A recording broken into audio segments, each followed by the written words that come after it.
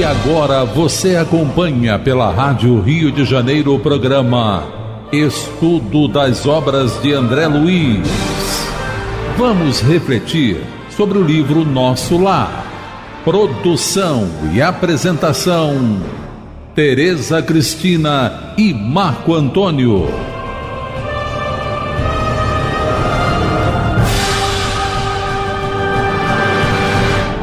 Amigos ouvintes da emissora da Fraternidade, Rádio Rio de Janeiro, novamente estamos aqui com a permissão de Jesus para darmos continuidade ao estudo da vida no mundo espiritual através da obra Nosso Lar. Obra que foi ditada pelo Espírito André Luiz e que foi psicografada pelas mãos abençoadas de Francisco Cândido Xavier. Olá, caros ouvintes da Rádio Rio de Janeiro. Estamos estudando o capítulo 46 do livro Nosso Lar, Sacrifício de Mulher.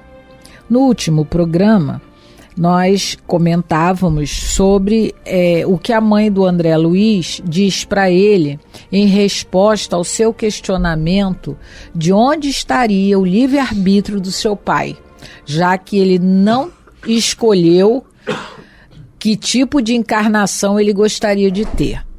E aí nós conversamos sobre a resposta da mãe do André Luiz, quando ela diz para ele que há reencarnações que funcionam como drásticos, isto é, compulsórias, porque o espírito, ainda não se sentindo corajoso, como ela coloca, ainda ou estando em desequilíbrio, amigos, na palavra dela, existem amigos que o ajudam a sorver o remédio. Ela até faz uma metáfora comparando a reencarnação compulsória a um remédio amargo. E foi o que aconteceu exatamente com o Laerte, o pai do André Luiz.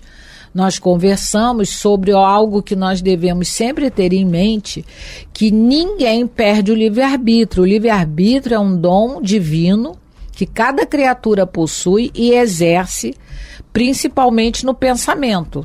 Ninguém pode atrapalhar ou interromper o nosso pensamento. Pode, às vezes, colocar algum embaraço, mas não impedir que a gente pense. Até lá na nossa casa a gente tem uma brincadeira que uma amiga nossa, um exemplo que a gente costuma dar da Regina. A Regina arranjou um namorado, estava toda contente porque não namorava há muito tempo.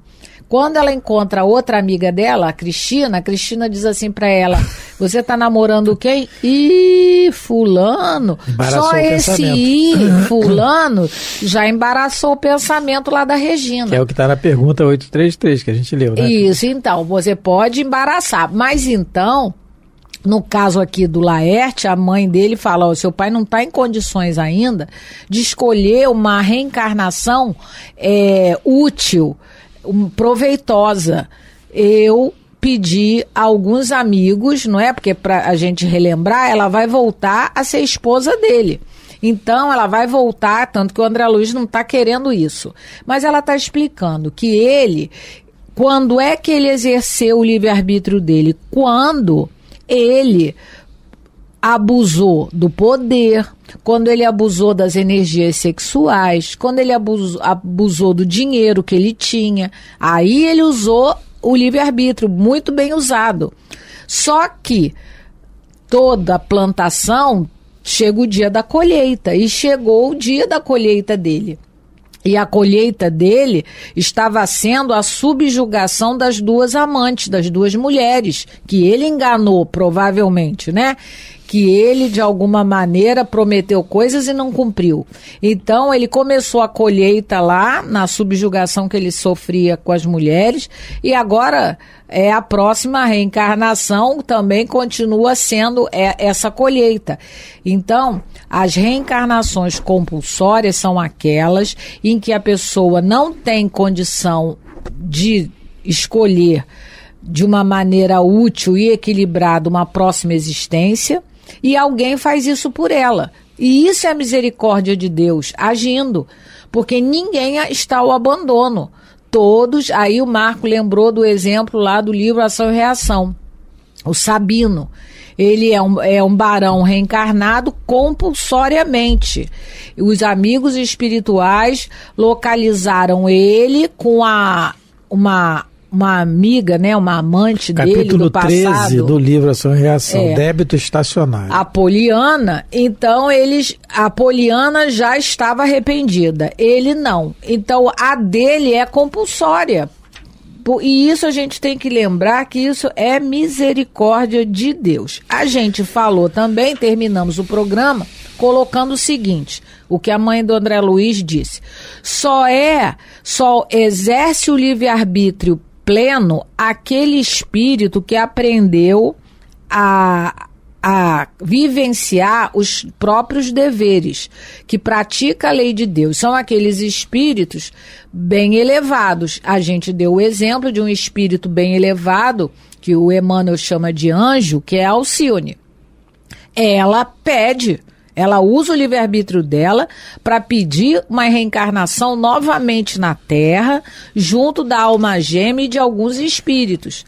Apesar do Antênio, né, que é o líder hierárquico lá de onde ela habita, ele bota alguns obstáculos, mas mesmo assim, ela já tem essa prerrogativa de poder pedir. Ela já tem, vamos dizer assim, ela já adquiriu esse direito. Um direito que está extremamente ligado aos deveres bem cumpridos. Agora, se ela vai falir ou não, é outra história. Porque a gente também comentou que só os espíritos puros, os espíritos crísticos, não falhem, né? Não falham nas suas missões. Esses não. A Alcione, apesar de ser um espírito elevadíssimo, ela ainda não é um espírito puro. Aí é o que a mãe do André Luiz diz. Só exerce, né? Só pode exercer o livre-arbítrio pleno. Ela usa a palavra liberdade irrestrita. Só aquele espírito que já sabe cumprir as leis de Deus na íntegra. Né? Vamos pegar só um comentário que fica até... ficou faltando no último programa, quando ela diz assim para o André Luiz, a alma pode invocar esse direito somente quando compreenda o dever e o pratique. A Teresa falou da Alcione, então nós temos na personagem Alcione do livro Renúncia a compreensão e a prática do dever. O que é o dever? É aquilo que Deus quer de nós, o bem, sempre, em todas as circunstâncias. A gente vai ver na vida dela que isso é patente o tempo todo nas atitudes dela. E essa questão da compreensão é que a gente queria exaltar aqui, porque na pergunta 917 de O Livro dos Espíritos, Allan Kardec pergunta assim, qual o meio de destruir-se o egoísmo? E o que esses espíritos superiores não têm mais é a questão do egoísmo. O exemplo da Alcione aí, que a Teresa falou. E na resposta que os espíritos dão a Kardec, eles falam 3 vezes em compreensão. Ele fala assim, com a compreensão que o Espiritismo vos faculta, e mais a gente ele fala, quando bem compreendido, e mais se houver identificado com os costumes e as crenças, e aí mais adiante ele fala, o Espiritismo bem compreendido, repito, mostra as coisas de tão alto. Então, o Espiritismo é o cristianismo redivivo, né? Redivivo quer dizer, vivido novamente, com a ideia mais abrangente, que é o que Jesus prometeu, o Consolador. E nessa questão da compreensão é fundamental. Nós temos aí os exemplos, como a Teresa falou, da Alcione, de tantas outras obras, que nós temos esses personagens, porque ao lermos, há necessidade de nós lermos e estudarmos para que esses personagens, a vida deles, que não é fictícia, aquilo que é real, né? Vocês podem pegar um livro há 2000 anos, 50 anos depois, Paulo Estevam, essa obra maravilhosa, Renúncia, Ave Cristo, não são ficções, são realidades, são fatos que aconteceram. Então, naqueles heróis que estão ali, nós tentarmos compreender a situação, o que aconteceu ali e tentarmos fazer a mesma coisa, claro, no sentido do nosso dia a dia, nos esforçarmos.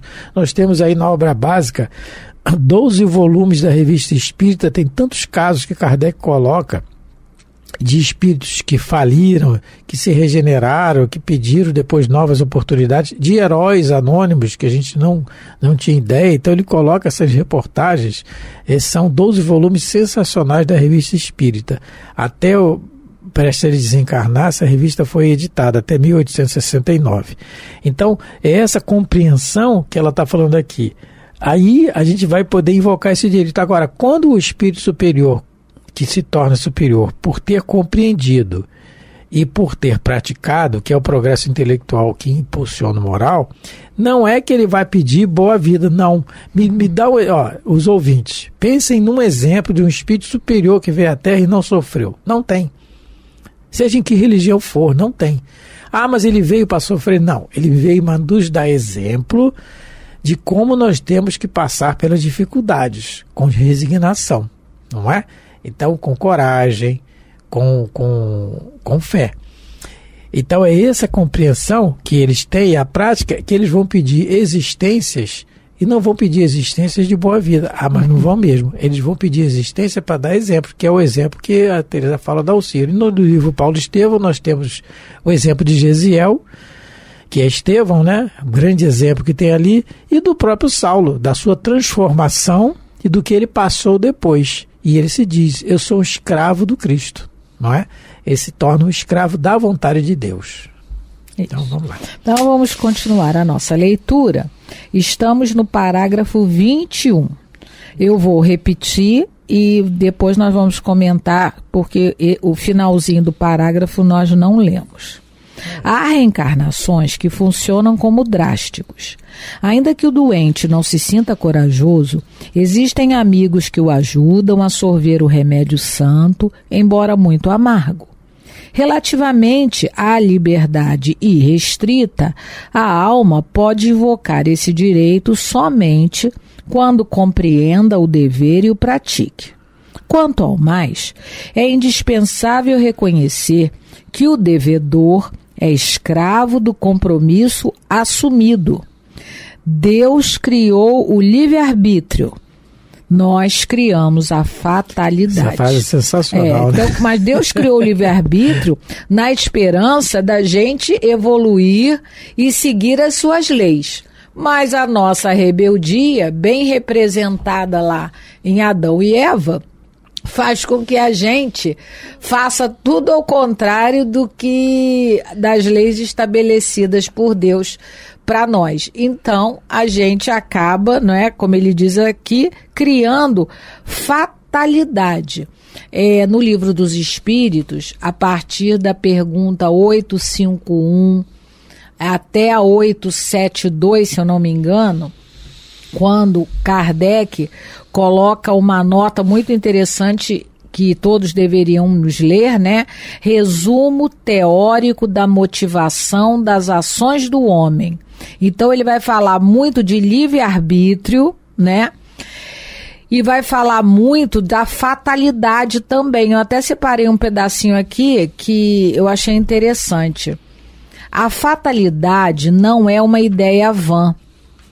Ela existe na posição que o homem ocupa na Terra e nas funções que aí cumpre, por consequência do gênero de existência que seu espírito escolheu como prova, expiação ou missão. Então, a fatalidade existe? Sim, ela existe. Tanto que a mãe dele diz assim, que Deus criou o livre-arbítrio e nós criamos a fatalidade, porque a fatalidade nada mais é que as consequências dos nossos atos equivocados, não é? Agora, tem a fatalidade para o bem também, de quem faz só coisa boa, a fatalidade qual é? É receber só coisa boa, é da lei, não é? É da lei de Deus que isso aconteça, a não ser os missionários que muitas das vezes encarnam com missões, né, em meio de lobos, vamos dizer assim, não tem como receber coisa boa, só vai receber mordida.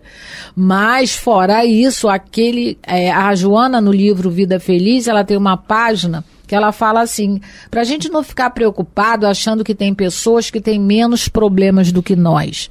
Ela coloca que essas pessoas, elas já caminharam mas de maneira mais acertada. Elas começaram o processo antes. Mas se a gente começar agora, tá no tempo excelente. Porque o que a gente plante agora nessa encarnação vai nos ajudar à futura colheita. Então, se nessa encarnação a gente procurar agir sempre no bem, e não é no nosso bem, porque aí é egoísmo, no bem dos outros, que é solidariedade, fraternidade, amizade, a nossa fatalidade futura vai ser colher bênçãos, porque a gente plantou bênção no coração do outro. Então, quando ela diz isso aqui, é muito importante. Deus criou o livre-arbítrio e nós criamos a fatalidade. Então, ela existe? Sim. Aí a pessoa fala, é destino do outro. A pessoa, né, parece que tudo que acontece na vida dela é coisas ruins. Mas a gente tem que lembrar que, se ela não é uma missionária, ela está colhendo o que plantou. Porque Deus é justo. Né? Kardec coloca que, se assim não fosse, né?